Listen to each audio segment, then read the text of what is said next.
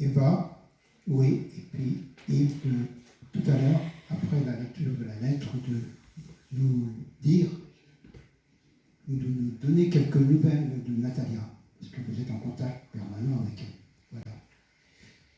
Voilà. Bonne journée, chers amis.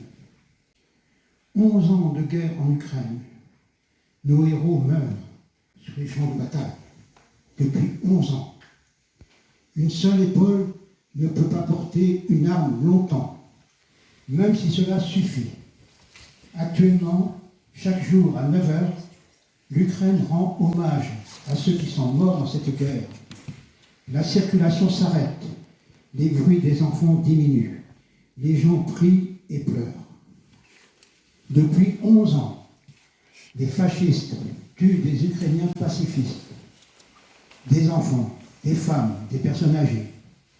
Les enfants mineurs sont rapatriés des territoires occupés, même parce que leurs parents ne le veulent pas, qu'ils étudient dans les écoles selon les programmes scolaires russes. Parce que dans de telles écoles, tout ce qui concerne la patrie est détruit chez les enfants. La langue, l'histoire, l'amour pour l'Ukraine. Poutine a pris 11 ans de notre vie.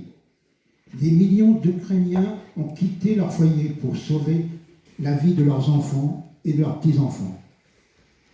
Cela fait 3 ans que nous errons à travers le pays, sans le moindre projet d'avenir.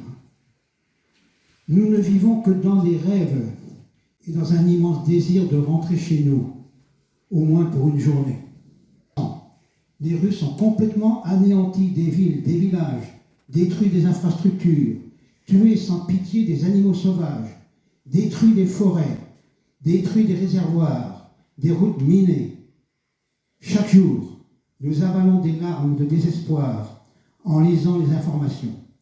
Combien de décennies faudra-t-il pour tout restaurer?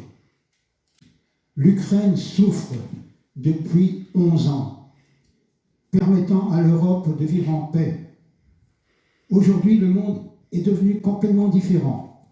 La situation actuelle de l'Europe n'est plus dans une cloche.